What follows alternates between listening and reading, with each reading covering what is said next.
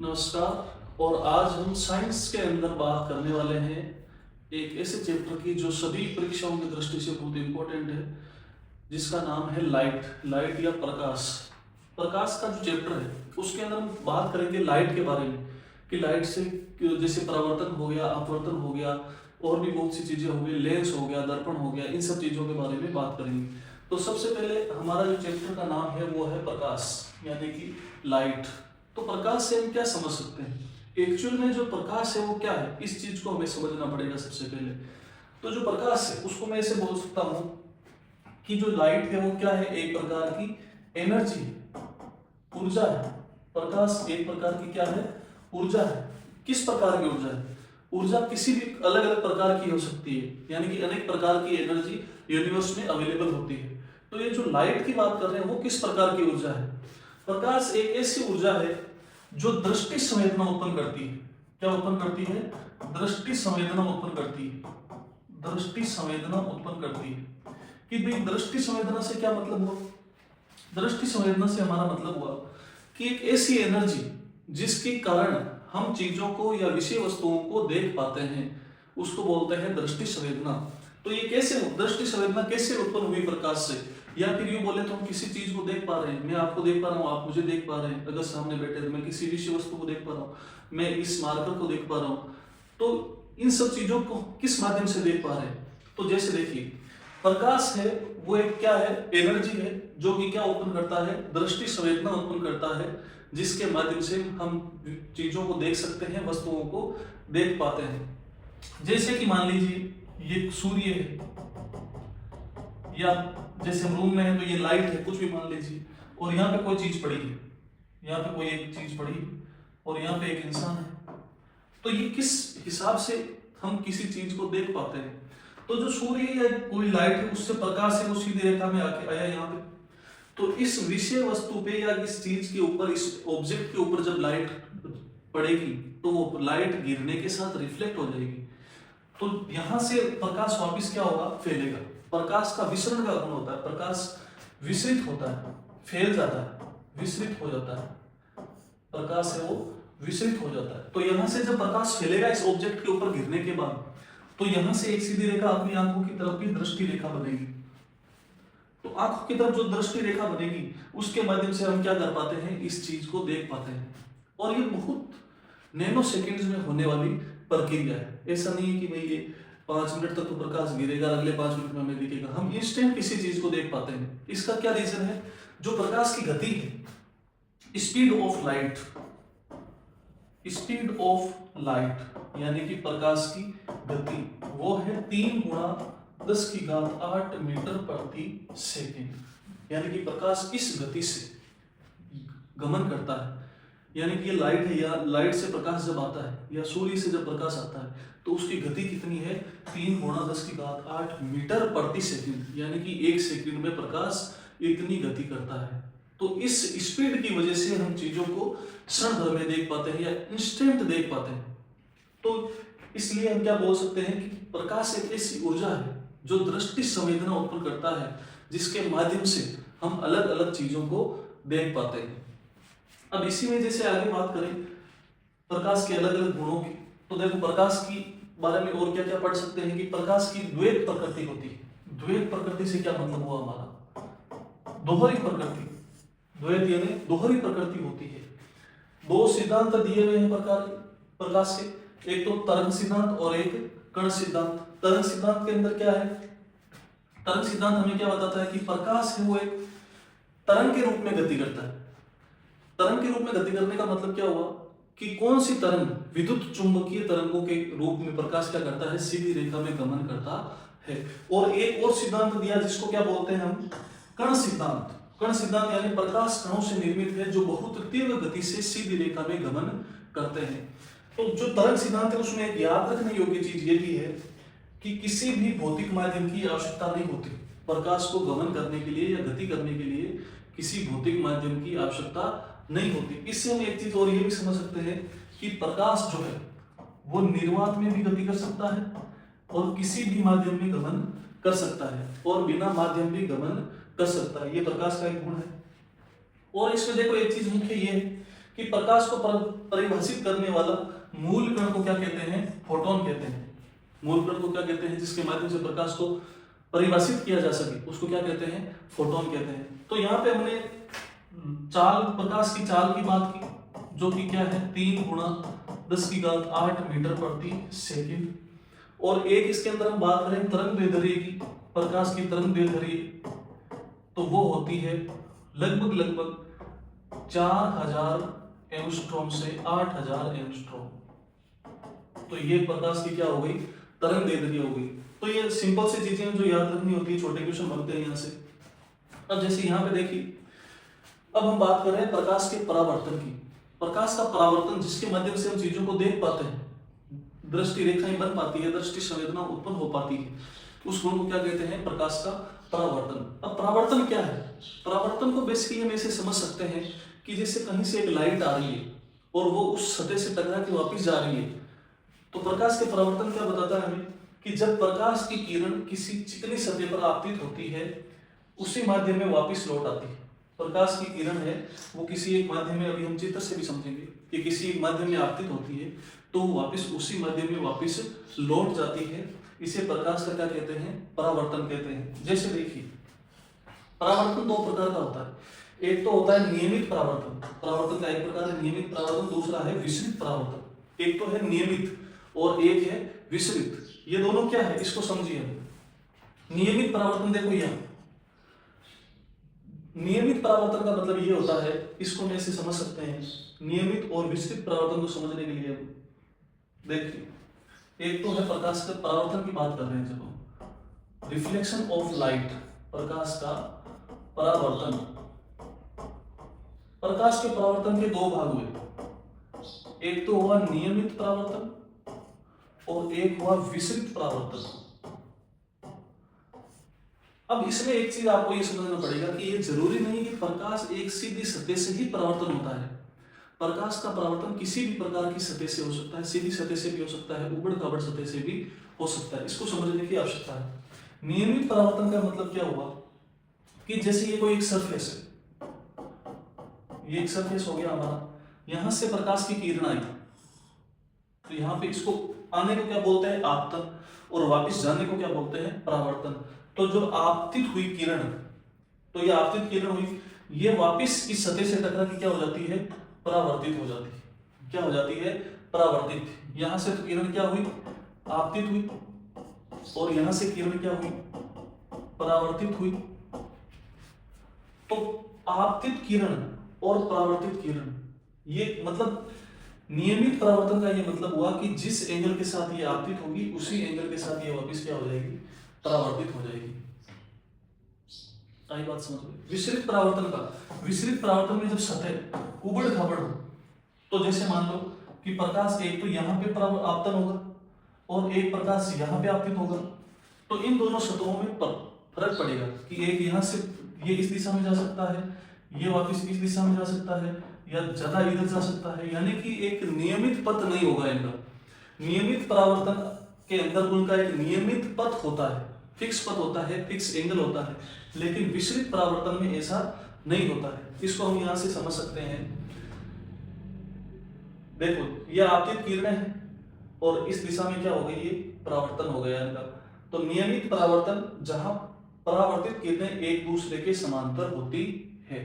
तो इसी प्रकार इसमें देखो, आपतित किरणें इधर से आ रही है और ये वापस परावर्तित हो रही है, तो उबड़ खाबड़ सतह के कारण यहाँ पे जो उबड़ खाबड़ सतह है, इसमें ये किरण यहाँ से आके इधर चली गई, दूसरी यहाँ पे आके इधर सीधी चली गई। तो जब ये किरण यहाँ से यहाँ गई, तो नियमित के लिए इसको इसके समांतर जाना चाहिए कि ये आने वाली रेखाएं समांतर है और जाने वाली रेखाएं एक दूसरे के क्या है? समांतर है। लेकिन यहाँ पे ऐसा नहीं है, यहाँ पे एक यहाँ गई है, दूसरी यहाँ गई है, ये दोनों रेखाएं किसी भी कंडीशन में एक दूसरे के समांतर नहीं है। लेकिन इसमें देखिए नियमित परावर्तन में, तो देखो रेखाएं अगर एक दिशा से आएगी तो दूसरी दिशा में वापस चली जाएगी, लेकिन दूसरी रेखा जब आएगी वो इस पहली वाले के समांतर होगी, और परावर्तन के पश्चात जो जाएगी वो भी क्या होगी? एक दूसरे के समांतर होगी। तो नियमित परावर्तन और विसरित परावर्तन का हम ये फर्क समझ सकते हैं यहाँ से कि नियमित परावर्तन में सतह क्या होती है? एकदम समतल होती है, और विसरित परावर्तन में सतह सही नहीं होती है। तो आपतित किरणें और परावर्तित किरणें एक दूसरे के समांतर नहीं होती। अब इसमें एक चीज हम ये देख सकते हैं कि प्रकाश के परावर्तन के कारण ही हम दर्पण में अपना प्रतिबिंब देख पाते हैं। कि जो जैसे हम मिरर में हमारा चेहरा देखते हैं तो वो किसके माध्यम से देखते हैं? प्रकाश के परावर्तन के कारण, रिफ्लेक्शन ऑफ लाइट के कारण। आगे चलते हैं हम। आगे देखिए, इंपॉर्टेंट है ये भी बुक। प्रकाश के परावर्तन के नियम, परावर्तन के कौन कौन से नियम होते हैं उसके अंदर देखिए।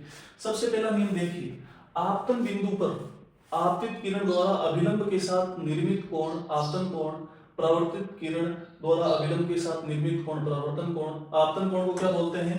आई बोलते हैं। परावर्तन कोण को आर बोलते हैं कि बराबर होता है, अर्थात आपतन कोण बराबर होता है परावर्तन कोण के समान होता है। इसको हम समझेंगे, तो इसको समझने के लिए देखिए, पहला नियम है जो परावर्तन का पहला नियम, फर्स्ट लॉ, पहला नियम परावर्तन का। किसका नियम है? परावर्तन का। तो परावर्तन का पहला नियम क्या बोल रहा है? परावर्तन का पहला नियम बोल रहा है कि जैसे ये एक सरफेस है, इस सरफेस पे कोई एक प्रकाश की किरण आपतित हुई, तो ये मान लिया कि हमने यहां से एक किरण क्या हुई? आपतित हुई, और ये परावर्तित हो जाएगी वापस, ये परावर्तित हो जाएगी वापस। तो यहां पे बीच में जो अभिलंब होगा, ये क्या होगा? अभिलंब होगा। ये क्या हुई? हमारी आपतित हो रही है, तो ये हो गई आपतित किरण, और ये परावर्तन के पश्चात जो किरण हुई वो क्या हो गई? परावर्तित किरण। तो इसमें एक चीज समझो, जो परावर्तन का पहला नियम है वो क्या बोलता है कि जो आपतित किरण ये अभिलंब के साथ जो एंगल बनाती है उसको हमने बोला आई, और परावर्तित किरण अभिलंब के साथ जो एंगल बनाती है उसको हमने बोला आर। तो परावर्तन के पहले नियम के अनुसार ये जो आपतन कोण है और ये जो परावर्तन कोण है, आपतित किरण और अभिलंब के साथ बना कोण आपतन कोण, परावर्तित किरण और अभिलंब के साथ बना कोण परावर्तन कोण, इनको बोला आई और आर से। आप तो यहां पहले नियम के अनुसार क्या है कि आपतन कोण है वो समान होता है किसके? परावर्तन कोण के, परावर्तन कोण के समान होता है, यानी कि एंगल आई बराबर होता है एंगल आर। ये क्या है? परावर्तन का पहला नियम। तो देखिए ये क्या हुआ? ये आपतित किरण है, ये परावर्तित किरण है, ये हमारा हो गया अभिलंब। इन दोनों के साथ बनने वाला कोण आई और आर, ये दोनों आपस में क्या होते हैं? समान होते हैं, और यही है परावर्तन का पहला नियम। दूसरा नियम देखो, आपतित किरण, परावर्तित किरण तथा अभिलंब आपतन बिंदु पर अभिलंब सभी एक ही तल में स्थित होते हैं, यानी कि ये एक ही तल है, ऐसा नहीं कि इस तल के अलावा कहीं दूसरी जगह स्थित होंगे। तो परावर्तन का दूसरा नियम क्या है कि ये जो आपतित किरण है, ये परावर्तित किरण है, और ये जो अभिलंब है, ये तीनों एक ही तल पे स्थित होते हैं। जैसा कि हम देख पा रहे हैं ये अभी एक ही तल पे स्थित है, तो ये हमेशा एक ही तल पे स्थित होता है। ये इनका क्या है? दूसरा नियम। नेक्स्ट की बात करते हैं, हम आगे चलते हैं। समतल दर्पण द्वारा बने प्रतिबिंब के गुण, कि समतल दर्पण से जो प्रतिबिंब बनता है वो किस प्रकार का बनता है? समतल दर्पण का मतलब क्या हुआ? देखो, इससे पहले हम दर्पण की बात करते हैं। दर्पण की जब हम बात करेंगे, दर्पण की बात कर रहे हैं, सबसे पहले दर्पण की बात करते हैं। दर्पण, दर्पण दो प्रकार का होता है मुख्य रूप से। एक तो होता है समतल दर्पण, एक तो हो गया हमारा समतल दर्पण, और दूसरा हो गया हमारा गोलीय दर्पण, गोलीय दर्पण। अब समतल दर्पण और गोलीय दर्पण क्या क्या होते हैं इसकी चर्चा करते हैं। समतल दर्पण का मतलब होता है कि जो हम मिरर होता है हमारे घर के अंदर, जिसमें हम अपने को देखने का काम करते हैं, जो मिरर है वो किसका एग्जाम्पल है? समतल दर्पण का एग्जाम्पल है। और गोलीय दर्पण दो प्रकार के होते हैं जिनको हम आगे पढ़ेंगे। एक तो होता है अवतल दर्पण और एक होता है उत्तल दर्पण, उत्तल दर्पण। तो गोल दर्पण मुख्य रूप से दो प्रकार के हुए, समतल दर्पण और गोलीय दर्पण। समतल दर्पण में जो दर्पण जिसका मिरर का काम यूज करते हैं देखने के लिए वो होता है समतल दर्पण, और गोलीय दर्पण दो प्रकार के होते हैं, अवतल दर्पण और उत्तल दर्पण, जिनके बारे में हम आगे विस्तृत रूप से चर्चा करेंगे। अब देखिए, समतल दर्पण द्वारा प्रतिबिंब के गुण कि समतल दर्पण से जो प्रतिबिंब बनता है वो कैसा बनता है। सबसे पहले देखो, समतल दर्पण द्वारा बना प्रतिबिंब सदैव आभासी और सीधा होता है। यानी कि जब हम मिरर में खुद को देखते हैं तो हम एकदम सीधे दिखाई देते हैं और जैसे हम है वैसे दिखाई देते हैं। तो एक्चुअल में वो प्रतिबिंब कैसा बन रहा है, आभासी बनता है। तो ये याद रखना है आपको, समतल दर्पण द्वारा बना प्रतिबिंब सदैव आभासी और सीधा होता है। प्रतिबिंब का आकार वस्तु के आकार के बराबर होता है। ये बहुत इंपॉर्टेंट बात है। प्रतिबिंब का आकार है वो वस्तु के आकार के बराबर होता है। यानी कि मिरर में जब आप देखोगे तो जितना आकार आपका है उतना ही आकार आपको दिखाई देगा। ऐसा नहीं कि जब आप मिरर में खुद को देख रहे हो तो इतने से दिखाई दे रहे हो, नहीं। यदि मिरर छोटा है, आपका फेस इतना दिख रहा है, तो वो सेम उतना ही वहां पे दिखाई देगा। जो छोटा दिखता है, जैसे हम कभी कभी कुछ ऐसे मिरर्स में देख लेते हैं जिनमें हम बहुत छोटे दिखाई देते हैं, वो गोलीय दर्पण होता है। उसके बारे में हम आगे बात करेंगे। जैसे गाड़ी के साइड का मिरर होता है, वो छोटा सा मिरर होता है लेकिन उसके अंदर सारा कुछ दिखाई देता है पीछे का, क्योंकि वो गोलीय दर्पण है। उसके अलग गुण है जिनकी आगे चर्चा करेंगे। अभी हम पढ़ रहे समतल द्वारा बने प्रतिबिंब के गुण। पहला गुण हमने पढ़ा कि आभासी और सीधा होता है प्रतिबिंब हमेशा। दूसरा गुण है कि जो प्रतिबिंब है उसका आकार वस्तु के आकार के बराबर होता है। तीसरा गुण है प्रतिबिंब दर्पण के पीछे उतनी ही दूरी पे बनता है जितनी दूरी पर बिंब दर्पण के आगे रखा। यानी कि दर्पण के सामने किसी चीज को रखोगे वो उतनी ही पीछे हमें उस दर्पण में दिखाई देगी। या आप जैसे देख लो कि शीशे में आप जितने पीछे खड़े होगे उतना ही वो शीशे के अंदर आपको पीछे दिखाई देगा। ऐसा नहीं कि शीशे के 5 फीट हम दूरी पे खड़े हैं और शीशे में एकदम पूरा आप दिखाई दे रहे हो, वो 5 फीट का गैप आपको उस मिरर में दिखाई देगा। तो ये भी इंपॉर्टेंट है कि दर्पण प्रतिबिंब दर्पण के पीछे उतनी ही दूरी पे बनता है जितनी दूरी पे उसके सामने बिंब दर्पण के सामने रखा हो। बिंब यानी कोई वस्तु जिसका प्रतिबिंब बनता है। बिंब और प्रतिबिंब, बिंब यानी वस्तु और उस वस्तु का कोई दूसरी इमेज बनना, उसको क्या बोलते हैं, प्रतिबिंब बोलते हैं। प्रतिबिंब पास सर्व उत्क्रमित होता है। तो ये समतल दर्पण के जो प्रतिबिंब बनता है समतल दर्पण से, उसके क्या है, गुण है, कैरेक्टरिस्टिक्स है। अब देखिए, इसको समझिए। अब हम पढ़ रहे हैं गोलीय दर्पण के बारे में। गोलीय दर्पण के बारे में देखिए, एक सेकेंड। गोलीय दर्पण के बारे में देखिए।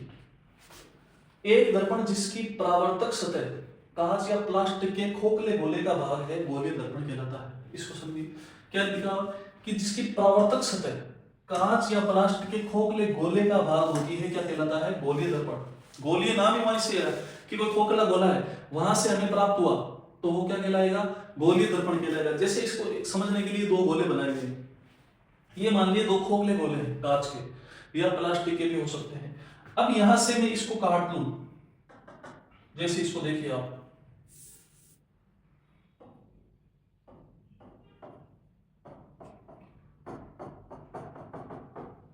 अब यहां से एक सीधा ऊर्ध्वाधर रूप में हम इसको काट लेते हैं, एक इसको, एक इसका भाग कर लेते हैं। तो यहां से हमें क्या देखने को मिलेगा, देखिए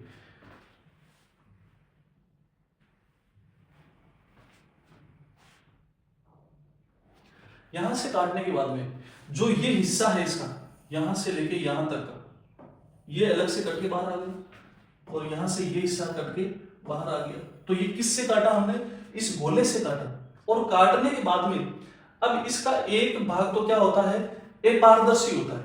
मतलब एक भाग से तो कुछ दिखाई नहीं देता है। अपारदर्शी का मतलब कि भाई दूसरे भाग पे कोई चांदी की या रेड ऑक्साइड की जो परत होती है, जैसे आप दर्पण देखोगे, जो मिरर देखोगे आपका, उसके पीछे भी एक चमकीली परत होती है जिसके आर पार आप देख नहीं सकते, तो वो परत होगी। अब ये दोनों सेम गोले से काटे हुए हैं और सेम भाग उनका काटा हुआ है, लेकिन एक बार तो क्या है कि इसके बाहर की जो परत है उस पे हमने लेड और रेड ऑक्साइड से पेंट कर दिया, एक बार इसके अंदर की सतह को पेंट कर दिया। तो यहां से 2 प्रकार के गोलीय दर्पण बनेंगे जिनको हम पढ़ते हैं अवतल और उत्तल, अवतल और उत्तल के रूप में। अब देखिए इसको समझेंगे कैसे कि ये जो भाग है, एक तो ये भाग बना, एक वो भाग बना। अब इसके अंदर जो ये भाग है इसका, इसके अंदर इधर से कोई प्रकाश आएगा तो यहां से वापस क्या हो जाएगा, उसका परावर्तन हो जाएगा। लेकिन यहां से तो आ नहीं सकता क्योंकि ये तो क्या है, जो रंगी हुई सतह है, रेड ऑक्साइड से, लेड रेड ऑक्साइड से, ये रंगी हुई सतह है, तो यहां से आएगा। तो इसमें क्या आएगा, बाहर से यहां से प्रकाश आएगा और यहां से फिर ये इसका परावर्तन जिधर भी होगा, उसकी चर्चा हम आगे करेंगे लेंस दर्पणों के अंदर। तो इसके अंदर हम क्या बोल सकते हैं, 2 प्रकार हुए इसके, एक तो अवतल हुआ और एक उत्तल हुआ। एक में तो क्या है कि जो आंतरिक सतह है वो परावर्तक पृष्ठ का काम करती है, और एक में बाहरी सतह है वो परावर्तक पृष्ठ का कार्य करती है। तो गोलीय दर्पण है जिसकी हमने बात की थी कि दर्पण दो प्रकार के होते हैं, समतल दर्पण और गोलीय दर्पण। समतल दर्पण की बात हमने की, जो दर्पण जो हम देखने के लिए काम में लेते हैं, जो मिरर होते हैं हमारे, वो समतल दर्पण होते हैं।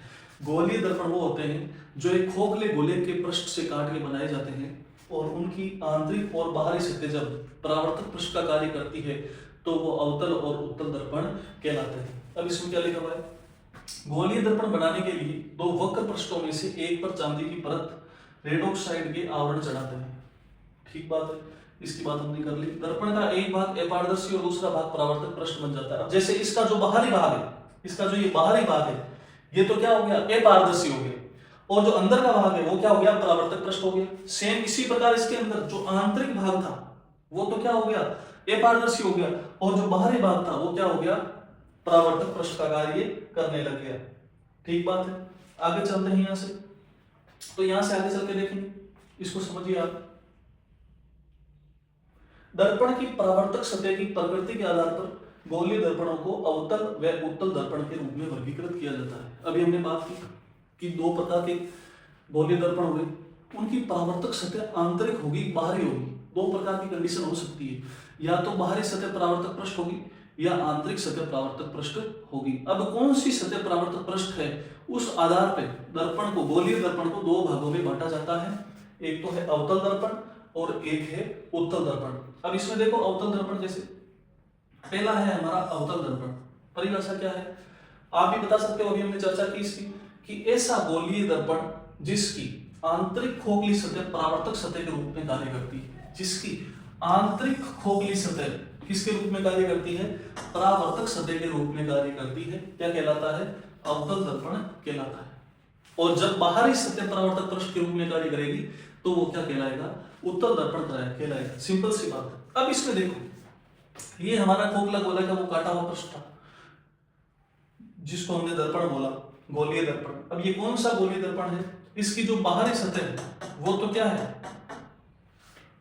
अपारदर्शी है, उसको पेंट किया हुआ है, और आंतरिक सतह है, इधर से कोई भी प्रकाश की किरण इधर आती है, देखो यहां से आएगी तो उसका, यहां से आएगी तो उसका क्या हो जाएगा, परावर्तन हो जाएगा वापस, यहां से आएगी तो उसका परावर्तन हो जाएगा, यहां से आएगी तो परावर्तन हो जाएगा, यहां से आएगी तो वापस परावर्तन हो जाएगा। अब ये परावर्तन होके कहाँ जाएगा, इसको भी हम आगे पढ़ेंगे जब हम दर्पण की प्रतिबिंब बनाएंगे। तो बेसिकली मैं बता देता हूं कि जो आंतरिक पृष्ठ से जो अवतल दर्पण में किरण आती है तो परावर्तन के पश्चात मुख्य फोकस से होकर गुजरती है। तो मुख्य फोकस क्या होगा इसकी भी हम बात करेंगे। तो ये क्या है, अवतल दर्पण है। एफ क्या है इसके अंदर, फोकस दूरी है, वक्रता, ये क्या लिखा हुआ, वक्रता त्रिज्या और फोकस के अंदर, फोकस दूरी के अंदर संबंध बताया गया है। इसकी चर्चा हम आगे करेंगे, ये आगे आएगा। तो यहां से इस स्लाइड से हमें यही समझना है कि अवतल दर्पण क्या होता है, जिसकी आंतरिक सतह परावर्तक पृष्ठ का कार्य करती है और बाहरी सतह क्या होती है, अपारदर्शी होती है। नेक्स्ट के अंदर चलेंगे तो यह आ गया हमारा उत्तल दर्पण। क्या आ गया, उत्तल दर्पण। ऐसा गोलीय दर्पण जिसकी बाहरी खोखली सतह, जिसकी बाहरी खोखली सतह परावर्तक सतह के रूप में कार्य करती है, क्या कहलाता है, उत्तल दर्पण कहलाता है। ठीक है, हमने पहले भी बात कर ली इसकी कि इस बार देखो ये जो हमारा काटा हुआ भाग था इसके अंदर क्या किया हुआ है, पेंट किया हुआ है। तो ये तो हो गया अपारदर्शी भाग, ये तो क्या हो गया, अपारदर्शी। और जो बाहर का पृष्ठ है, यहां से देखो ये किरणें आ रही है, परावर्तक होके वापस आ रही है, ये आई परावर्तन होके वापस गई, ये आई परावर्तन होके वापस गई, ये आई परावर्तन होके वापस गई। अब इधर ये क्यों आ रही है, क्या आ रही है, इसकी हम आगे बात करेंगे, विस्तृत रूप से चर्चा करेंगे। सभी चीजों को समझते हुए चलेंगे। आप जिस चीज की भी बात कर रहे हैं उस पर फोकस कीजिए, उसको समझिए और मेरे साथ आगे बढ़िए। तो ये चैप्टर बहुत इजी चैप्टर है और बहुत स्कोरिंग चैप्टर है, बहुत ज्यादा नंबर का ये पोर्शन कैप्चर करता है। तो इसको आप बड़े अच्छे से समझिए, हर चीज को बिल्कुल अच्छे से समझाने का हम प्रयास कर रहे हैं। तो ये किसका चित्र देख पा रहे हैं हम, उत्तल दर्पण का, जिसको कॉन्वेक्स मिरर भी बोलते हैं और अवतल को कॉनकेव मिरर भी बोला जाता है। इंग्लिश के नाम भी आपको याद होना चाहिए। तो उत्तल दर्पण क्या है, कॉन्वेक्स मिरर क्या है, जिसकी आंतरिक सतह है वो किसका कार्य करती है, वो तो होती है अपारदर्शी। और जो बाहरी सतह है वो किसका कार्य करती है? परावर्तक पृष्ठ का कार्य करती है। परावर्तक पृष्ठ का कार्य करने से मतलब हुआ कि वह पृष्ठ या वह सतह जिससे प्रकाश का परावर्तन होता है। तो ये तो किसकी बात हो गई? उत्तल दर्पण की बेसिक डेफिनेशन हो गई। नेक्स्ट चलते हैं गोलीय दर्पण के लिए प्रयुक्त शब्दावली। कि गोलीय दर्पण में जो हम शब्दों की बात करते हैं कि जो फोकस है, मुख्य अक्ष है, ये सारी चीजें कहाँ है और कैसे होती है उसकी हम चर्चा करेंगे। तो इसमें देखो सबसे पहले नाम आया एक वक्रता केंद्र। वक्रता केंद्र उस गोले का ज्यामितीय केंद्र जिस गोले का दर्पण भाग है। यानी कि जैसे हमने क्या बोला, एक गोलीय दर्पण होता है जिसका भाग जिससे काट के क्या बनाया जाता है? उत्तल दर्पण या अवतल दर्पण। कोई सा भी दर्पण वो इस गोले से काट के बनाया गया। ये हमने मान लिया कि भाई यहां से काट के क्या बना दिया गया? ये दर्पण बना दिया गया। अब ये अवतल है वो बाद की बात है, लेकिन इस गोले का जो केंद्र होता है सी, ये क्या होता है? वक्रता केंद्र कहलाता है। आई बात समझ? तो इसको एक चीज ऐसे समझ सकते हैं कि जैसे हमारा ये कोई दर्पण हो गया, इसको मान लेते हैं अवतल दर्पण हो गया, तो यहां से ये लाइन हो गई और यहाँ पे क्या होगा? सी होगा। ये सी क्या है? इसको यहां से कंपैरिजन करके देखो, ये एक्चुअल में क्या था? जब पूरा गोला बनेगा तो ये एक्चुअल में ऐसा बनेगा। ठीक बात है। यहां से काट के हमें दर्पण प्राप्त हुआ था और इस गोले का केंद्र क्या होता है? सी होता है। तो ये तो हो गया, इसी को क्या बोलते हैं? वक्रता केंद्र को क्या बोलते हैं? सी बोलते हैं। उस गोले का ज्यामितीय केंद्र जिस गोले का दर्पण क्या होता है? भाग होता है। उसके बाद में दर्पण का ध्रुव, गोलीय दर्पण की परावर्तक सतह का केंद्र बिंदु ध्रुव। ये जो हमारा गोलीय दर्पण था, उत्तल दर्पण का हमने एग्जांपल लिया, इसकी जो परावर्तक सतह है यहां से लेके और यहां तक, इसका जो केंद्र है, केंद्र यानी कि जो यहाँ पे केंद्र है, ये क्या कहलाता है? ध्रुव कहलाता है, जिसको हम पी से बोलते हैं, पोल। तो ये क्या हो गया? हमारा ध्रुव हो गया। उसके बाद में मुख्य अक्ष वह काल्पनिक रेखा जो गोलीय दर्पण के ध्रुव पी तथा वक्रता केंद्र सी से होकर गुजरती है। तो अगर मैं इसको समझाने के लिए वापस बनाऊं तो ये तो क्या था? हमारा दर्पण था और यहाँ पे पी था और यहाँ पे क्या था? सी और पी। तो वह काल्पनिक रेखा, काल्पनिक यानी कि हमने इमेजिन की, ये बनाया, मतलब गोलीय दर्पण में कोई रेखा थोड़ी होती, हम उसकी कल्पना करते हैं। तो वह काल्पनिक रेखा जो ध्रुव और सी को मिलाती है क्या कहलाती है? मुख्य अक्ष कहलाती है। ये क्या कहलाती है? मुख्य अक्ष कहलाती है। तो अभी तक हमने तीन चीजों की बात की। वक्रता केंद्र जिस गोले का दर्पण पार्ट है उस गोले का क्या? केंद्र, वक्रता केंद्र होगा। और जो परावर्तक सतह है उसका केंद्र क्या कहलाता है? पी, जिसको बोलते हैं ध्रुव। और इनको मिलाने वाली रेखा या इनसे होकर गुजरने वाली रेखा इधर भी जा सकती है और आगे भी जा सकती है, वो क्या है? मुख्य अक्ष। उसके बाद में वक्रता त्रिज्या, नाम से पता चलता है, देखो वक्रता के अंदर सी तथा ध्रुव पी के बीच की दूरी, यानी कि ये जब पूरा सर्किल था, पूरा गोला था, तो यहां से लेके यहां तक क्या होती है? त्रिज्या होती है। ये हम जानते हैं अच्छी तरीके से। तो इस त्रिज्या को क्या बोलते हैं? वक्रता त्रिज्या।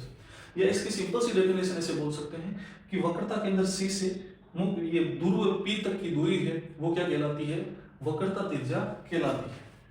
आगे इसके अंदर डेफिनेशंस की और बात करते हैं। तो देखिए फोकस बिंदु कि फोकस बिंदु क्या है? मुख्य अक्ष पर वह बिंदु जिस पर मुख्य अक्ष के समांतर आपतित किरणें दर्पण से परावर्तन के पश्चात मिलती है या जिससे फैलती हुई प्रतीत होती है। इसको समझिए। जैसे मैं बनाऊं, यहाँ पे मैंने अवतल दर्पण बनाया और यहाँ पे मैंने उत्तल दर्पण बनाया, दो प्रकार के गोलीय दर्पण बना दिए। तो ये बोल रहा है कि जैसे ये हमारा था मुख्य अक्ष, इसको लंबा कर दो, इसका भी मुख्य अक्ष हो गया, ये मुख्य अक्ष हो गया। वह बिंदु मुख्य अक्ष पर, वह बिंदु यानी कि इस मुख्य अक्ष के ऊपर ही है वो बिंदु जिसकी बात कर रहे हैं फोकस बिंदु की, जो मुख्य अक्ष के समांतर आपतित किरणें दर्पण के परावर्तन के पश्चात, यानी कि यहां से जब एक किरण आएगी, ये अवतल दर्पण है तो इसकी आंतरिक सतह परावर्तक पृष्ठ का कार्य करेगी, तो यहाँ से कोई किरण आके वापिस से उसका परावर्तन होगा, या फिर यहाँ से कोई किरण आके वापिस से परावर्तन होगा, या यहाँ से कोई किरण आके वापिस से परावर्तन होगा, यहाँ से कोई किरण आके वापिस से परावर्तन होगा। तो परावर्तन के पश्चात जो सारी किरणें जिस बिंदु पे मिलती है वो क्या कहलाता है? फोकस बिंदु कहलाता है। वो क्या कहलाता है? फोकस बिंदु कहलाता है। अब इसी प्रकार उत्तल दर्पण में क्या होता है? अब उत्तल दर्पण में तो क्या है, बाहर से किरण आएगी और यहाँ से आके उधर चलेगी, इधर से आई और इधर चली गई, यहाँ से किरण आई और वापस इधर चली गई परावर्तन के पश्चात। तो एक्चुअल में जब इसको हम ऐसे मिलाएंगे आभासी रूप में,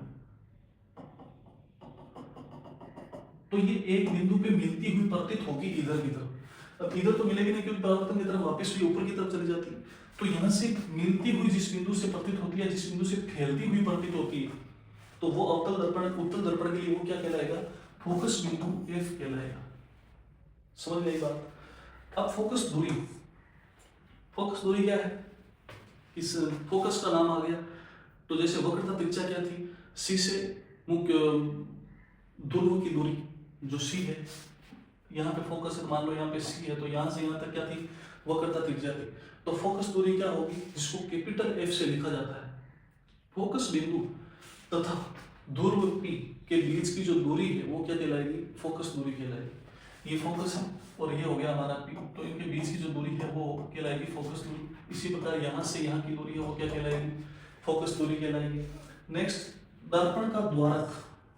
दर्पण का द्वारक क्या होता है? दर्पण का वह भाग जिससे प्रकाश परावर्तित होता है, यानी दर्पण का वह भाग, द्वारक, यहाँ से लेके यहाँ तक का जो भाग है जहाँ से प्रकाश परावर्तित होता है वो क्या कहलाता है? दर्पण का द्वारक। इसी प्रकार यहाँ पे क्या है? इधर से ये इधर वाला जो भाग है ये क्या कहलाएगा? दर्पण का द्वारक कहलाएगा, जहाँ से प्रकाश क्या हो जाता है? परावर्तित हो जाता है। इसमें आगे देखो बिंब दूरी।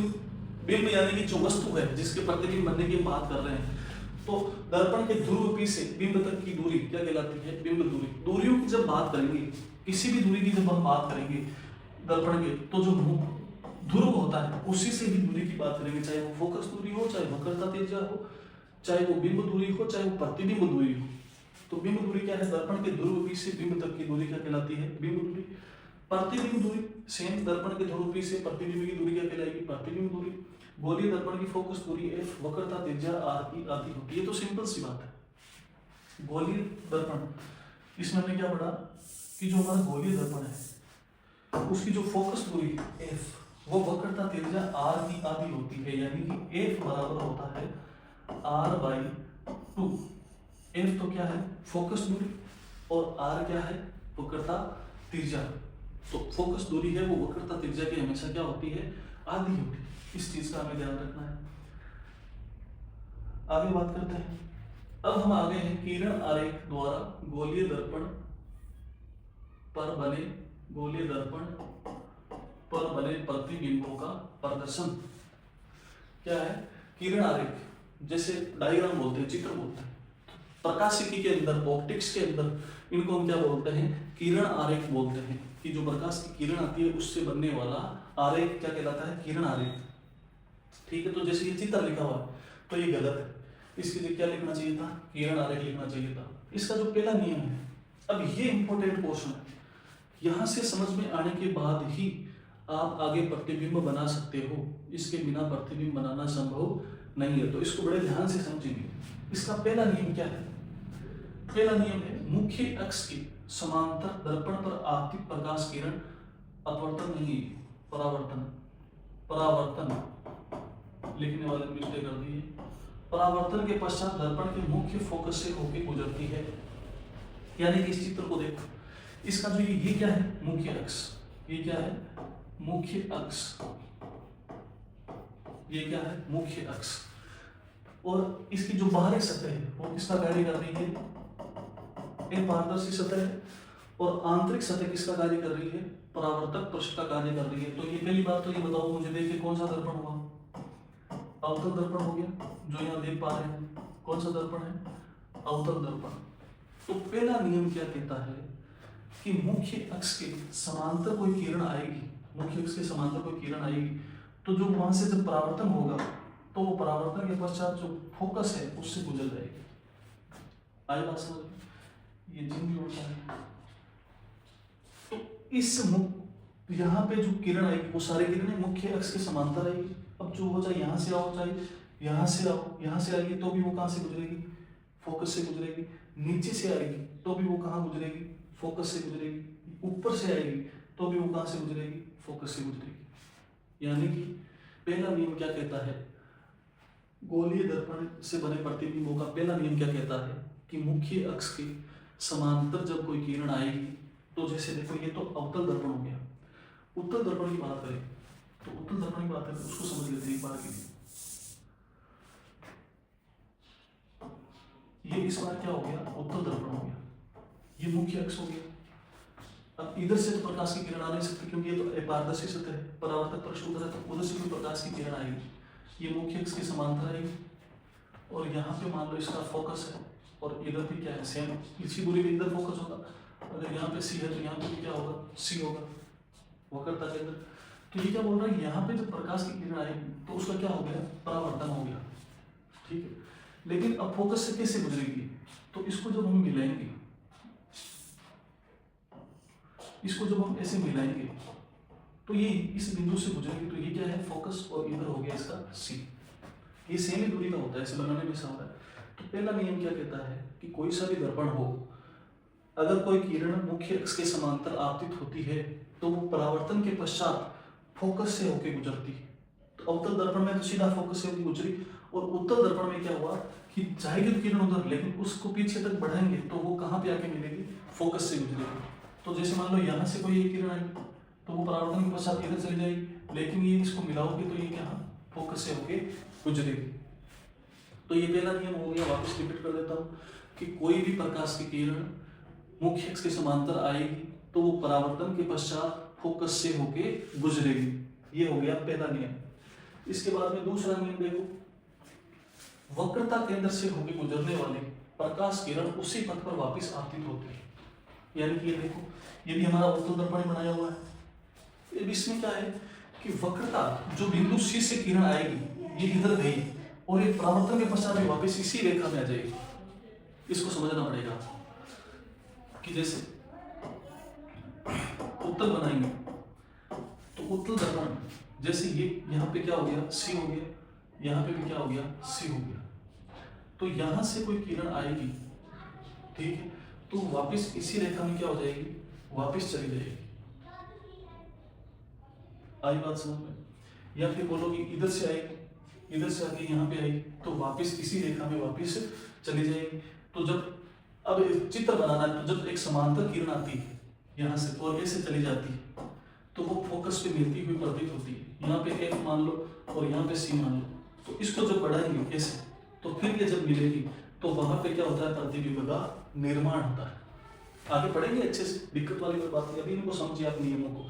पहला नियम, समांतर आने वाली किरण वापिस कहाँ से मिलती है, फोकस से मिलती है या मिलती हुई प्रतीत होती है। यानी कि इसके समांतर कोई किरण आएगी तो वापिस कहाँ से निकलेगी, फोकस से निकलेगी। ठीक बात है। दूसरा नियम, वक्रता केंद्र से गुजरने वाली प्रकाश की आपतन किरण उसी लाइन पे वापस परावर्तित हो जाती है, उसी दिशा में उसी जगह वापस परावर्तित हो जाती है।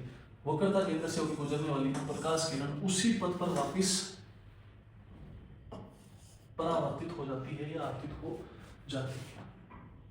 दो नियम पढ़ लिए हमने, अगले नियम की बात करते हैं। तीसरा नियम, फोकस से होकर गुजरने वाली किरण परावर्तन के पश्चात मुख्य अक्ष के समांतर हो जाती है। अभी हमने सबसे पहला नियम पढ़ा था कि जैसे ये हमारा कोई दर्पण है और ये मुख्य अक्ष है, ठीक है, और ये फोकस है और ये वक्रता केंद्र है। मुख्य अक्ष के समांतर किरण आएगी तो वो फोकस से होकर वापस गुजर जाएगी। लेकिन इस नियम में क्या बोला जा रहा है कि जब फोकस से होकर कोई किरण जा रही है तो वो परावर्तन के पश्चात मुख्य अक्ष क्या हो जाती है, समांतर हो जाती है। तो जो पहला नियम था उसी का उल्टा कौन सा नियम है, तीसरा नियम। पहला नियम, मुख्य अक्ष के समांतर आके फोकस से गुजर जाएगी। तीसरा नियम, फोकस से जाएगी तो वो मुख्य अक्ष के वापस क्या हो जाएगी, समांतर। तो देखो, अब जैसे इधर से कोई मुख्य फोकस से किरण गई इधर, तो ये परावर्तन के पश्चात इस मुख्य अक्ष की क्या हो गई, समांतर हो गई। इस चीज को आपको ध्यान रखना है। आई बात समझ में कि फोकस से किरण जाएगी तो मुख्य अक्ष के वापस क्या हो जाएगी, समांतर हो जाएगी। आगे देखिए चौथा नियम, ध्रुव की ओर तिर्यक आपतित प्रकाश किरण परावर्तन के नियम के अनुसार तिर्यक परावर्तित होती है। इसको बड़े ध्यान से समझिए। चौथा नियम है कि जो ध्रुव है P, अगर यहाँ पे कोई प्रकाश की किरण आपतित होती है तो वो परावर्तन के पश्चात वैसे ही तिर्यक मतलब तिरछी, तिरछी अगर आपतित होगी तो तिरछी ही वापस परावर्तित होगी। अब इसको कैसे समझेंगे कि जिस एंगल आई पे ये आपतित हो रही है और जिस एंगल आर पे जो परावर्तित हो रही है, तो यहाँ पे जिस एंगल से आपतित होगी उसी एंगल से परावर्तित होगी, यानी कि आई का जो मान है वो किसके बराबर होगा, आर के मान के बराबर होगा। आपतन कोण है वो बराबर होगा किसके, परावर्तन कोण के। कब, जब कोई रेखा सीधी ध्रुव पे आएगी और वापस परावर्तित हो जाएगी। समझ में आई बात यहाँ तक? आगे देखिए, अवतल दर्पण द्वारा प्रतिबिंब निर्माण। कहाँ चला गया भाई?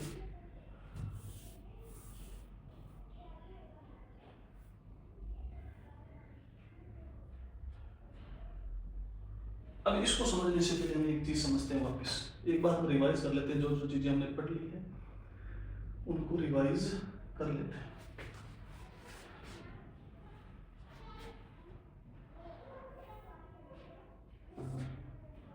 कि किरण आरेख द्वारा गोलीय दर्पणों में जो प्रतिबिंब बनते हैं उनके 4 नियम होते हैं। कितने नियम होते हैं? 4 नियम। पहला नियम, कोई भी प्रकाश की किरण मुख्य अक्ष, ये क्या हो गया, मुख्य अक्ष, इसके समांतर आएगी तो वो वापस परावर्तित होकर फोकस से गुजर जाएगी। पहला नियम। दूसरा नियम है हमारा कि कोई भी प्रकाश की किरण, ये मान लो वक्रता केंद्र सी है, अगर इससे होके जाएगी तो वापस इसी डायरेक्शन में वापस आ जाएगी। तीसरा नियम, अगर कोई प्रकाश की किरण, इस बार हम क्या बोल रहे हैं, कोई प्रकाश की किरण फोकस बिंदु से होके जाएगी, ये फोकस बिंदु है, अगर यहाँ से जाती है तो वापस परावर्तन के पश्चात इस मुख्य अक्ष के समांतर हो जाती है। और चौथा नियम हमारा कि कोई हमारा दर्पण है और ये मुख्य अक्ष है, यदि तिरछी रेखा सीधी ध्रुव पे जाती है तो वो उसी एंगल के साथ वापस तिरछी परावर्तित हो जाती है, यानी कि ये एंगल आई और ये एंगल आर क्या है, समान है। तो ये 4 नियम है आपके मुख्य रूप से, जिनके माध्यम से आप प्रतिबिंब बना पाओगे। तो रिवाइज हो गए। अब हम बात करते हैं इंपॉर्टेंट चैप्टर, यहाँ से स्टार्ट होता है, यहाँ से क्वेश्चन पूछे जाते हैं कि अवतल दर्पण द्वारा प्रतिबिंब निर्माण। अलग अलग स्थितियों में कि जब कोई बिंब यहाँ पे स्थित है तो प्रतिबिंब कहाँ बनेगा, तो इनकी हम चर्चा करते हैं। तो एक बार जितना अभी तक हमने पढ़ा है उसको आप क्या कीजिए, रिवाइज कीजिए, फिर हम चलते हैं आगे।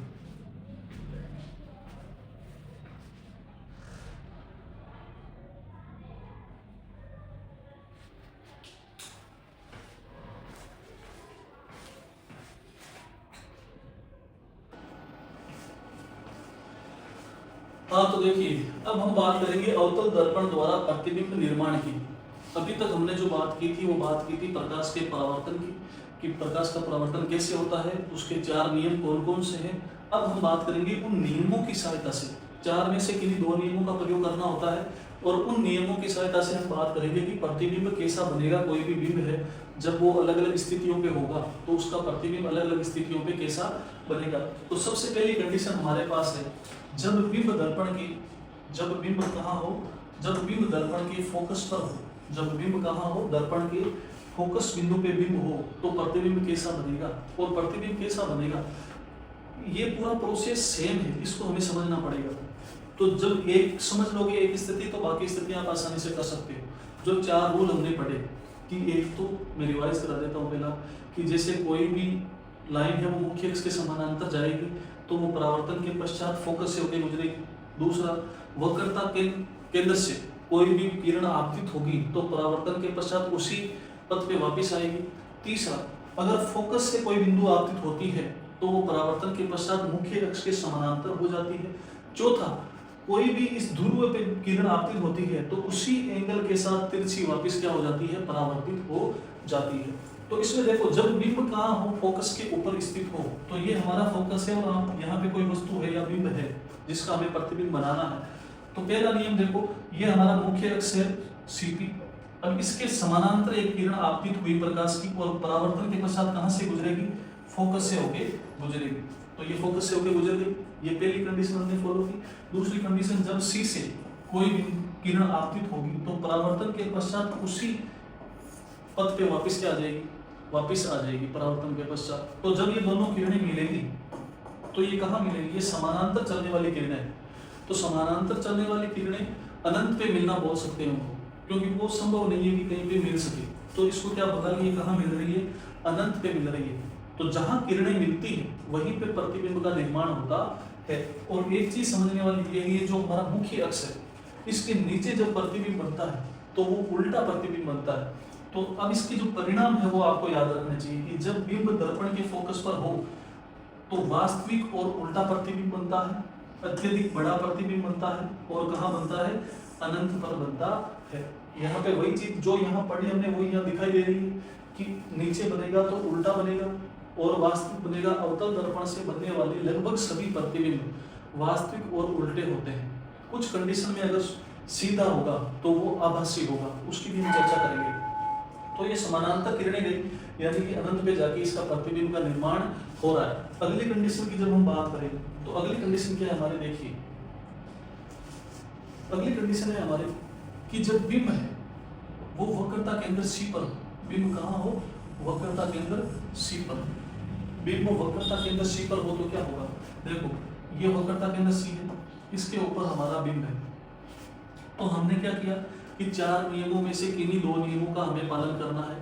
तो पहला नियम हमारा ये हुआ कि ये मुख्य अक्ष के समानांतर हमने किरण आपतित की, जो परावर्तन के पश्चात कहाँ से गुजरेगी, फोकस से गुजरेगी। तो ये कहाँ से गुजर गई, फोकस से गुजर गई। ये पहली बात। दूसरी बात हमने ये कंडीशन, अब दूसरा नियम क्या लगाया हमने भी पिछले में कि वक्रता केंद्र से किरण गुजरी, लेकिन ये तो भी वक्रता केंद्र पे, तो वो नियम यहाँ लग नहीं सकता।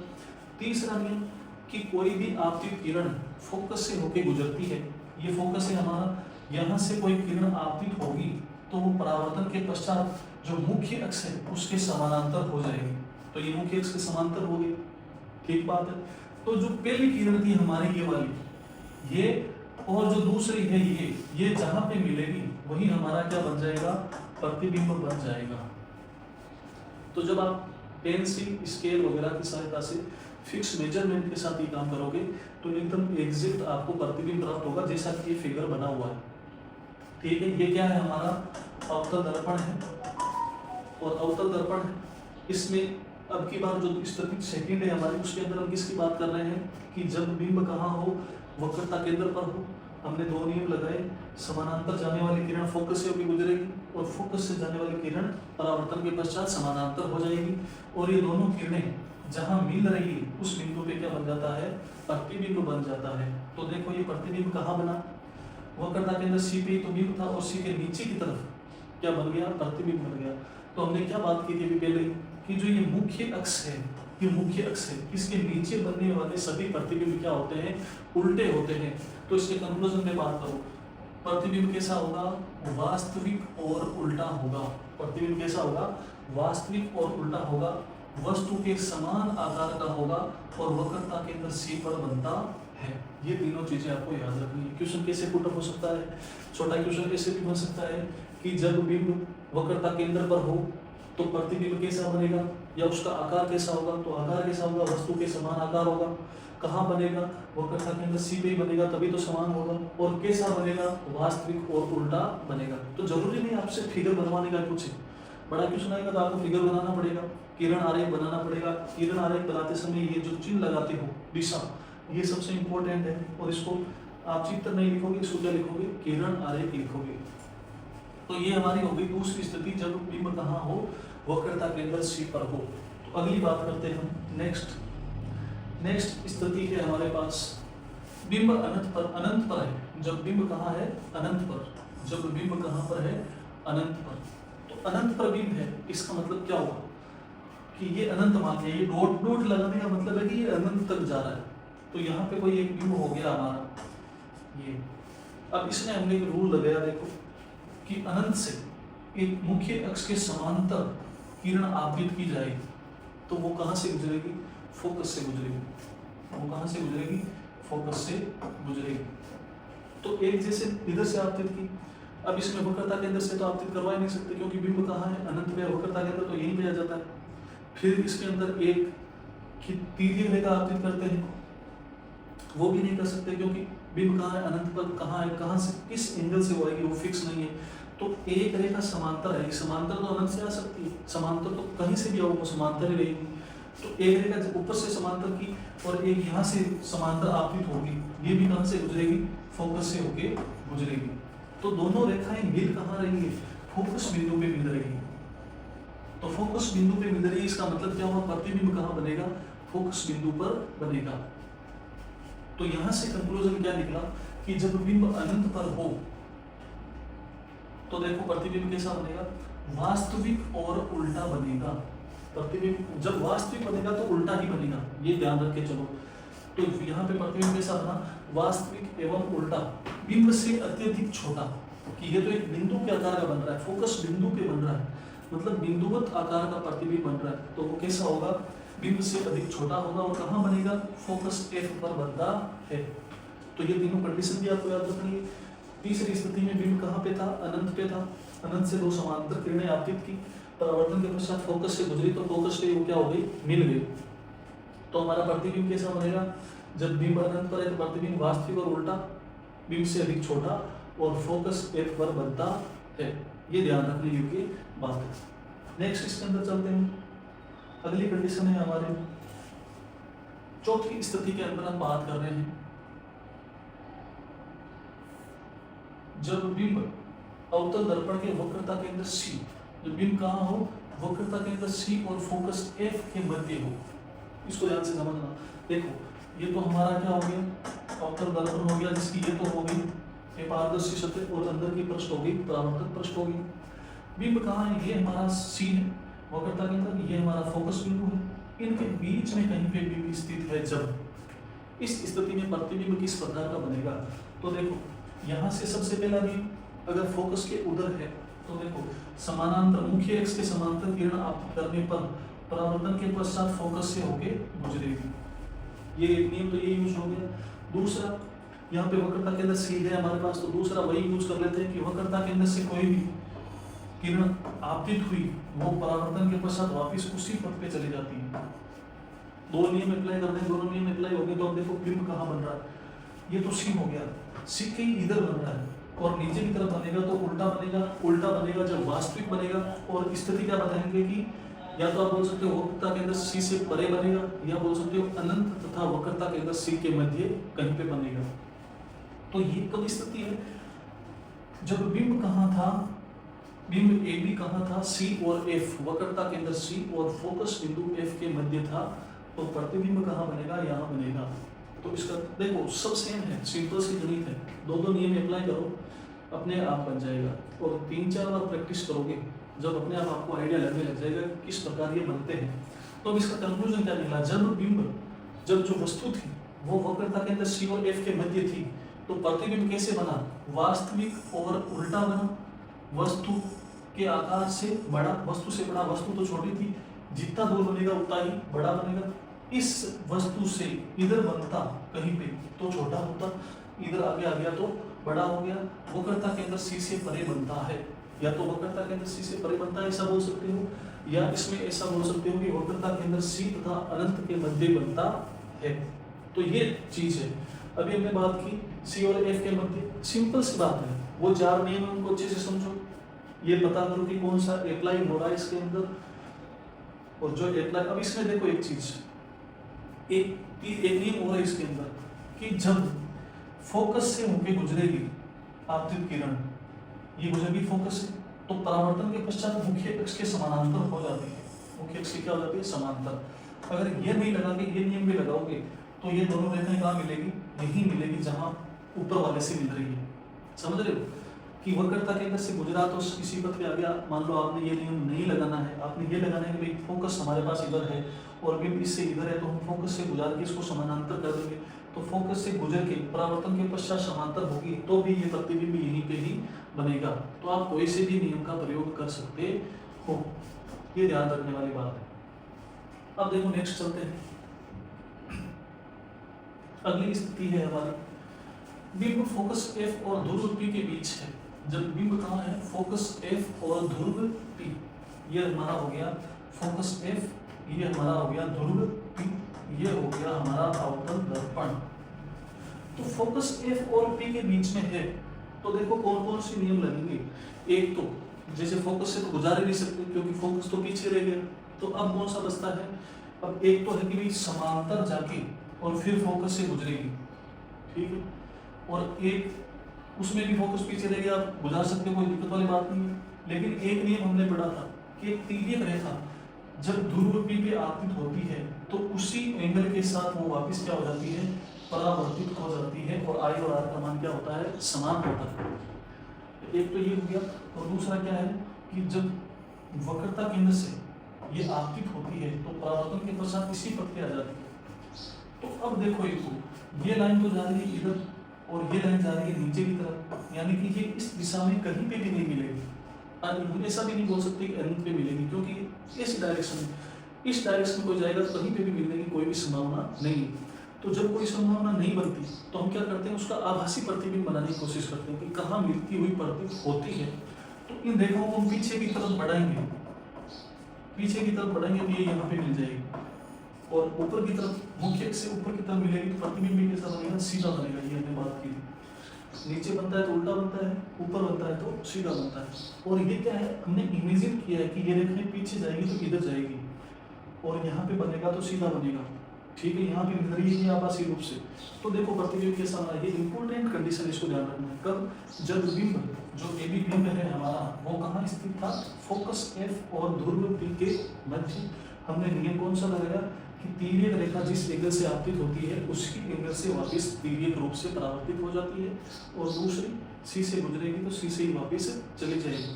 फोकस वाला हम लगा नहीं सकते क्योंकि फोकस तो रहेगा पीछे, तो फोकस से आपतित हो नहीं सकती। तो ये दोनों नियम हमने यहाँ पे लगा दिए। तो इस बात की आपको ध्यान रखना है, अगर आप फोकस से गुजारोगे समांतर किरण को ऐसे करके यहाँ से गुजारोगे तो ये भी कैसे चला जाएगा, बढ़ता चला जाएगा, और फिर इसको मिलाओगे तो ये भी कहाँ मिलेगा, यहाँ मिलेगा। ये नियम भी आप लगा सकते हो, लेकिन आपको 2 नियम ही लगाने, कोई से भी 2 नियम लगा सकते हो। तो यहाँ पे हमने 3 नियम लगा के देख लिए, चौथा नियम लगेगा नहीं क्योंकि फोकस रहेगा पीछे, तो फोकस से आपतित किरण हो नहीं सकती। बाकी तीनों नियमों से प्रतिबिंब वही बनने वाला है।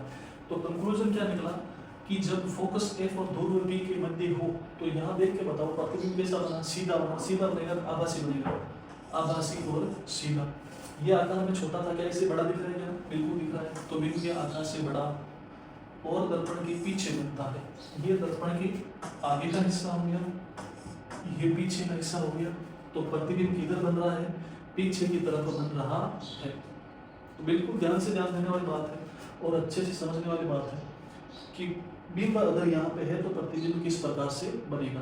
कोई दिक्कत वाली बात नहीं है, आपको क्या करना है, जो 4 नियम है उनको समझना है और उन्हीं को फॉलो करना है, जो लागू हो रहा है उसको लगाइए और अपने आप बनाइए। अब देखो स्थिति 6, छठी स्थिति क्या कह रही है कि बिंब है वो अवतल दर्पण के वक्रता केंद्र C से परे हो, C से परे हो। अनंत, एक तो C से परे हमने कंडीशन पढ़ी अनंत पे हो, और एक हम पढ़ रहे C से थोड़ा पीछे हो, अनंत पे नहीं है। तो C से, ये C हो गया हमारा, C से परे यहाँ पे AB, ये हमारा कोई वस्तु हो गई, बिंब हो गया। तो यहाँ पे हम क्या नियम लगाएंगे कि भाई समांतर रेखा आपतित की तो परावर्तन के पश्चात कहाँ से गुजरेगी, फोकस F से गुजरेगी। और इस बार देखो इस वस्तु तक सीधी इधर है, तो C से हम किसी रेखा को गुजारेंगे तो परावर्तन के पश्चात वापस उसी दिशा के अंदर आ जाएगी। तो नियम अप्लाई कर दिए, और जहाँ पे मिलेगी वहाँ पे क्या बन जाएगा, आपका प्रतिबिंब बन जाएगा। तो ये प्रतिबिंब बन गया। तो इसको देख के बता सकते हो कि कैसा प्रतिबिंब बना, छोटा बना, उल्टा बना, कहाँ पे बना, C और F के मध्य बना। बस ये कंक्लूजन निकल गया। तो जब आपको याद नहीं हो तो आप 1 मिनट के अंदर बना के भी देख सकते हो कि कहाँ पे बनेगा। उसमें नापने की जो मेजरमेंट सही हो जरूरत नहीं, आपको एक आइडिया लग जाएगा कि कहाँ लगभग कहाँ बन रहा है। ठीक बात है। तो इसके अंदर देखो दूसरी चीज, अगर यहाँ से फोकस से, यहाँ से आप फोकस पे आपतित करते कोई और फिर परावर्तन के पश्चात वो यहाँ से भी हो जाती है तो वो भी यहीं मिलती। तीसरा नियम। चौथा नियम, यहाँ से यहाँ आपतित करके फिर इसी कोण से इधर निकालते हो वो भी यहीं मिलती। तो यहाँ पे चारों नियम लग रहे हैं, चारों में से कोई सा भी 2 नियम लगा दो, प्रतिबिंब कहाँ बनेगा, यहीं बनेगा। यहाँ पे हमने चारों नियम अप्लाई करके देख लिए। 4 नियम है प्रतिबिंब बनाने के। मुख्य अक्ष के समानांतर रेखा फोकस से पे गुजरती है, फिर ध्रुव P पे तिर्यक रेखा उसी एंगल से वापस तिर्यक निकल जाती है। तीसरा, फोकस से कोई बिंदु रेखा आपतित होती है तो समानांतर हो जाती है मुख्य अक्ष के। चौथा, वक्रता के अंदर C से जाती है तो उसी पथ पे वापस आ जाती है। चारों कंडीशन में अगर आप मेजरमेंट से बनाओगे तो एग्जैक्ट यहीं पे ही प्रतिबिंब बनेगा। तो इन चारों में से किसी दो का आप उपयोग कर सकते हो। तो देखो कंक्लूजन क्या निकला कि प्रतिबिंब कैसा, वास्तविक और उल्टा, आकार में बड़ा, आकार में बड़ा नहीं बनेगा, आकार में कैसा बनेगा, छोटा बनेगा, आकार में छोटा। फोकस एफ और वक्रता सी के बीच बनता है। कहाँ बनता है, कि दिख जाएगा फोकस एफ और वक्रता के अंदर सी के बीच बन रहा है। ठीक बात है। तो इस प्रकार कोई भी स्थिति हो आप उसका फिगर बना सकते हो। नेक्स्ट चलते हैं। अब देखिए ये मोस्ट इंपोर्टेंट चीज आ गई आपके, ये आपको याद होनी ही चाहिए, ये मोस्ट इंपोर्टेंट है। अब इसमें क्या है, इसमें वही है 6 स्थितियां जिनका अभी हमने फिगर बनाया था कि जब एक प्रकार हो तो प्रतिबिंब कहाँ बनेगा, आकार कैसा होगा, प्रकृति कैसी होगी। देखो सभी में वास्तविक और उल्टा बन रहा है, आभासी और सीधा कहाँ बन रहा है, याद करो जब फोकस से आगे की तरफ था, फोकस से आगे की वस्तु, तो देखो ए तथा पी के मध्य जब वस्तु थी तब इसके साथ क्या हुआ कि प्रतिबिंब आभासी और सीधा बना, पीछे की तरफ हम रेखा लेके गए तब बना। तो यहाँ पे रोक के आपको ये पढ़ना है, अच्छे से समझना है, याद करना, ये याद होनी चाहिए आपको। यहाँ से 1 नंबर का क्वेश्चन पूछा जाएगा 100%। आगे चलते हैं। आगे क्या है, अवतल दर्पण का सामान्यतया उपयोग। कि अभी हमने अवतल दर्पण की बात की, अवतल दर्पण से प्रतिबिंब बनाना हमने देखा, और अवतल दर्पण के जनरली क्या क्या उपयोग होते हैं उसकी बात करने वाले हैं। तो ये याद रखिए आप। पहला उपयोग क्या है, टॉर्च, सर्च लाइट और वाहनों की हेडलाइट में तीव्र समांतर किरणें प्राप्त करने के लिए अवतल दर्पण का उपयोग किया जाता है। कि जो आपकी टॉर्च होती है या सर्च लाइट हो, ये प्रकार की टॉर्च है जो क्या करती है, विसरित करती है, प्रकाश को फैलाती है, उसके अंदर किसका उपयोग किया जाता है, अवतल दर्पण का। सेविंग दर्पण के रूप में चेहरे का बाद प्रतिबिंब देखने के लिए, तो सेविंग दर्पण में किसका उपयोग किया जाता है, अवतल दर्पण का। फिर दंत चिकित्सकों जो डेंटिस्ट होता है वो आपको प्रतिबिंब दिखाता है कि आपके जैसे मसूड़ों में ये दिक्कत है, आपके दांतों में ये दिक्कत है, तो वो क्या करता है, उसको बड़ा प्रतिबिंब बना के दिखाता है आपको। तो छोटी छोटी चीज़ों को भी उस अवतल दर्पण के माध्यम से बड़ा करके आपको दिखा देता है। फिर उसके बाद में सूर्य के प्रकाश को केंद्रित करके ऊष्मा उत्पन्न करने में सौर भट्टी। इसको आप ऐसे समझ सकते हो कि जब छोटे बच्चों को देखा होगा कि इतना सा दर्पण मिलता है दुकान में, और फिर वो सूर्य के प्रकाश से उसको केंद्रित करते हैं, और फिर वो प्रकाश एक जगह, वो क्या होता है, प्रकाश का पुंज कैप्चर करता है और उसको एक जगह इकट्ठा करता है। फिर धीरे धीरे वहाँ से कोई पॉलीथीन या कागज है वो जलने लगता है। ये सब छोटे बच्चों ने हमेशा किया होगा, या आपने भी जब छोटे थे तब किया होगा। तो वो किस कारण हो सकता है, उसमें क्या होता है, वो जो दर्पण होता है वो कौन सा होता है, अवतल दर्पण होता है, जो क्या करता है, प्रकाश को एकत्रित करके वहाँ पे उसको लेके जाता है। तो जहाँ से उसकी एनर्जी एकत्रित हुई, उस एकत्रित एनर्जी के कारण वो क्या हो जाता है, जलने लग जाता है, जो भी पृष्ठ होता है। फिर इसके आगे बात करते हैं उत्तल दर्पण द्वारा प्रतिबिंब निर्माण, कि उत्तल दर्पण द्वारा प्रतिबिंबों का निर्माण किस प्रकार किया जाता है। अभी तक हमने पढ़ा था अवतल दर्पण, अब हम पढ़ रहे हैं उत्तल दर्पण। तो गोलीय दर्पणों में 2 दर्पण थे, अवतल और उत्तल। अवतल की हमने बात की, उत्तल की अब हम बात कर रहे हैं। नियम 4 वही लगने वाले हैं इसके अंदर। पहली स्थिति देखो क्या है इसकी, बिंब अनंत पर है। जब बिंब कहाँ पर है, अनंत पर, हमेशा प्रकाश की किरण इस दिशा से ही आपतित होगी। इस बार देखो इसके अंदर क्या है, इस बार इसके अंदर ये वाली जो पृष्ठ है वो तो एक बार, इस बार परावर्तन पृष्ठ कौन सा है, ये उभरा हुआ, बाहर निकला हुआ बाहर। तो अब देखो अनंत से जब कोई प्रकाश की किरण आपतित होगी तो वो परावर्तन के पश्चात ऐसे चली जाएगी, इसको ध्यान रखना है। मुख्य अक्ष के समानांतर कोई होगी तो वो मुख्य अक्ष के समानांतर ही वापस आ जाएगी। नीचे से आपतन करोगे तो परावर्तन के पश्चात ऐसे चली जाएगी। तो ये रेखाएं तो कहीं पे मिल नहीं रही, जो मुख्य अक्ष वाली वो तो इधर चली जाएगी, ये है वो इधर चली जाएगी, ये है वो इधर चली जाएगी, तो कहीं मिलेगी नहीं, तो कहीं मिलेगी नहीं तो प्रतिबिंब बनेगा नहीं। तो अब क्या किया जाएगा, तो इस स्थिति में उसमें भी हमने देखा था जब बिंब फोकस एफ और बी के मध्य था, तो इसमें उसी प्रकार अब इन जो परावर्तन होकर वापस रेखा गई है उसको हम मिलाएंगे, इधर इनको इधर मिलाएंगे, तो ये यहाँ मिलती हुई प्रतीत होती है। इसको क्या बोलेंगे कि मिलती हुई प्रतीत होती है। और कहाँ पे मिलती हुई प्रतीत होती है, फोकस एफ पे मिलती हुई प्रतीत होती है, फोकस एफ पे मिलती हुई प्रतीत होती है। तो इस कंडीशन में हमारे पास कंक्लूजन क्या आ गया, आभासी एवं सीधा। इधर की तरफ बनेगा प्रतिबिंब तो हमेशा आभासी होगा, और कैसा होगा, सीधा प्रतिबिंब होगा, और अत्यधिक छोटा होगा क्योंकि बिंदुवत बन रहा है। फोकस दर्पण के पीछे बनता है, दर्पण के पीछे फोकस पे बनता है, इसमें से बोल सकते हो दर्पण के पीछे फोकस पे बनेगा, दर्पण के पीछे फोकस ए पर बनेगा। तो ये हो गया कि उत्तल दर्पण में जब अनंत पे हो कोई बिंब तो उसका प्रतिबिंब किस प्रकार से बनेगा। इसकी अगली कंडीशन हम ये देखते हैं कि जब बिंब ध्रुव के समीप रखा हुआ है, बिंब कहाँ है, ध्रुव के नजदीक रखा हुआ है, ये हमारा ध्रुव भी हो गया और इधर हो गया एफ और पी के बीच में अगर कोई बिंब रखा हुआ है तो देखो हमने क्या किया, ये आपतन की समांतर रेखा जब आपतित होती है तो वो परावर्तित हो जाती है, ठीक है। परावर्तित होके कहाँ से गुजरती है ये ध्यान रखो, इसमें देखो अब पता कैसे चलेगा भाई, फोकस पे मिलेगी। जब रेखा समांतर आपतित होती है तो नियम हमने क्या पढ़ा, वो परावर्तन के पश्चात फोकस से गुजरती है, तो यहाँ पे तो ये इधर चलेगी, तो ये फोकस से गुजरती हुई प्रतीत होएगी, यानी जिसको इधर मिलाओगी ये कहाँ जाएगी, फोकस पे जाएगी। उसी प्रकार यहाँ पे देखो ये परावर्तन के पश्चात इधर गई, लेकिन इसको इधर पीछे की तरफ मिलाओगे तो ये कहाँ से गुजरती हुई प्रतीत होगी, फोकस से गुजरती हुई प्रतीत होगी।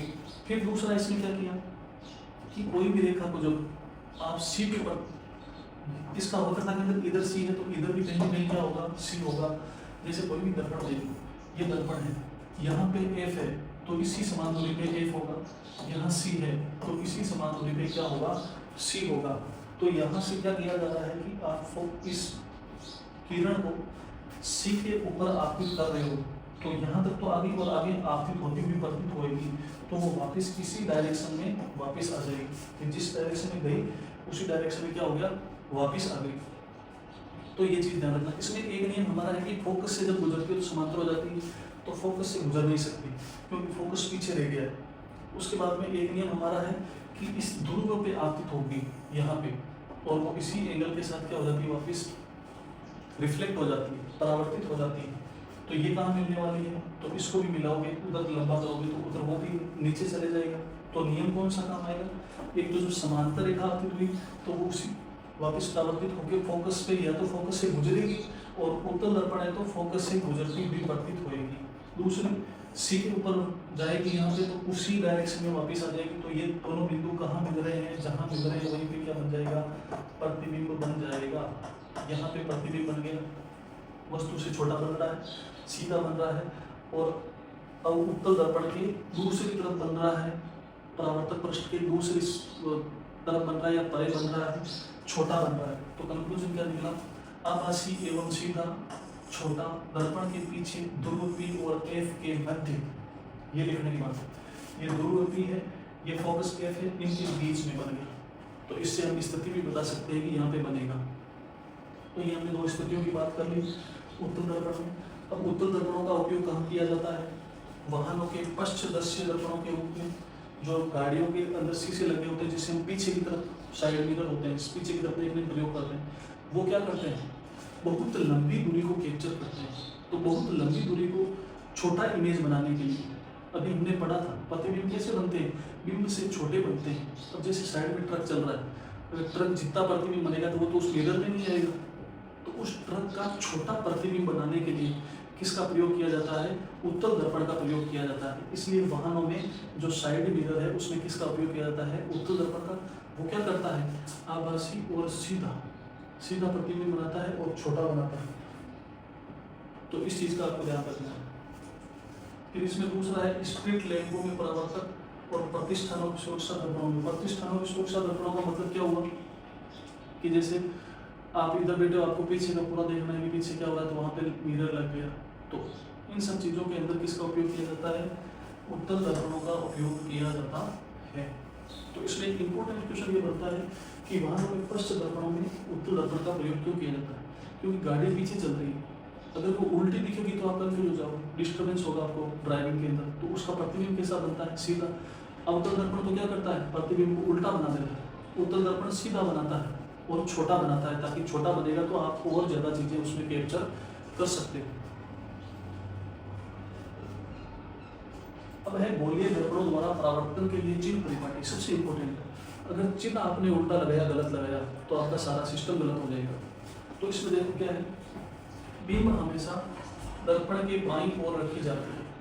ये भी हमने पढ़ा कि ये जैसे उत्तल दर्पण था, अवतल था, या फिर हमारा क्या था, उत्तल था। तो इसमें जो बिंब था, इसको जब हमने बनाया, ये इस प्रकार था। तो बिंब हमेशा किधर रखा जाता है, लेफ्ट साइड में रखा जाता है। दर्पण से लेफ्ट साइड में बिंब हमेशा रखा जाता है, बाईं साइड में रखा जाता है। जिसका अर्थ यह है कि बिंब से प्रकाश दर्पण पर बाईं ओर से आपतित होता है। तो बाईं ओर से रखने का मतलब क्या हुआ कि बाईं ओर से ही प्रकाश आपतित होगा। दूसरी चीज, मुख्य अक्ष के समांतर सभी दूरियां दर्पण के ध्रुव से मापी जाती है। कि जैसे यहाँ पे फोकस है, यहाँ पे वक्रता केंद्र है, पर यहाँ पे बिंब है, प्रतिबिंब नीचे बन रहा है, कहीं पे बन रहा है, तो दूरी हमेशा किसी भी विशेष वस्तु की नापी जाएगी दर्पणों के अंदर। वो दूरी कहाँ से मापी जाएगी, ये ध्रुव P से मापी जाएगी। फिर अगली चीज, मूल, ये मूल नहीं है, ये ध्रुव है। ध्रुव से दाईं ओर की सभी दूरियां धनात्मक, जबकि ध्रुव, ये क्या है, ध्रुव से बाईं ओर की सभी दूरियां ऋणात्मक होती है। यानी कि ये ध्रुव है, इससे इधर की सभी दूरियां नेगेटिव और इधर की सभी दूरियां क्या होती है, पॉजिटिव होती है। मुख्य अक्ष के लंबवत ऊपर की ओर दूरियां धनात्मक। अभी हमने पढ़ा था कि मुख्य अक्ष ये है, इससे ऊपर की दूरियां तो होगी प्लस और इसके नीचे की दूरियां होगी माइनस। यही इसमें लिखा हुआ है। अब इसको देखो चित्र से समझ सकते हैं। ये तो हमारा हो गया। अब देखो इसके अंदर ये किसका चित्र है बताओ, देखो उत्तल दर्पण का चित्र। अब यहाँ से चिन्ह परिपाटी हम कैसे समझ सकते हैं, देखो हमेशा बिंब इधर होगा, ये लिखा हुआ है। नीचे की दूरी क्या होगी, नेगेटिव होगी।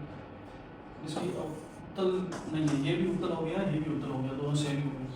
तो दाईं ओर की दूरी, इधर की दूरियां क्या होगी, पॉजिटिव, और इधर की दूरियां क्या होगी, नेगेटिव। इधर की दूरियां क्या होगी, नेगेटिव। आपतित प्रकाश की दिशा इधर जाती है, परावर्तन के पश्चात किधर जाता है, इधर जाता है, और इधर जाता हुआ प्रतीत होता है। और ऊपर जो बिंब होता है वो हमेशा क्या होगा, पॉजिटिव, क्योंकि बिंब ऊपर की तरफ होता है। और नीचे की तरफ अगर कोई प्रतिबिंब बनता है तो वो क्या होता है, नेगेटिव होता है। अब जैसे उत्तल दर्पण में प्रतिबिंब इधर बनते हुए प्रतीत हो रहे थे, तो वो कैसे होंगे, पॉजिटिव होंगे, क्योंकि ऊपर की तरफ बन रहे हैं। और इधर की कोई दूरी देख रही है तो वो तो होगी प्लस, और इधर की कोई दूरी देख रही है तो वो होगी माइनस। तो ये चिन्ह परिपाटी होगी इसकी। आगे देखते हैं दर्पण सूत्र और आवर्तन। तो देखो अभी तक हमने क्या पढ़ा, दर्पणों की बात की, समतल दर्पण और गोलीय दर्पण। गोलीय दर्पण दो प्रकार के, एक तो क्या हो गया हमारा, दो प्रकार के गोलीय दर्पण हो गए, एक तो उत्तल दर्पण हो गया और एक हो गया अवतल दर्पण। फिर हमने उत्तल और अवतल दर्पणों से प्रतिबिंब निर्माण की बात की। अवतल से 6 स्थितियाँ, उत्तल से 2 स्थितियाँ, और उसके 4 नियम। उन 4 नियमों में से 2 नियमों का प्रयोग करना है। जहाँ पे दोनों रेखाएं मिलती है, परावर्तन के पश्चात दोनों किरणें जहाँ मिलती है वहीं प्रतिबिंब बनता है, या फिर मिलती हुई प्रतीत होती है। जब सामने की तरफ रेखाएं नहीं मिलती तो उनको पीछे की तरफ बढ़ाना होता है, ताकि हम ये बता सकें कि यहाँ पे मिलती हुई प्रतीत होती है। तो उम्मीद करता हूँ आपको यहाँ तक समझ में आया होगा।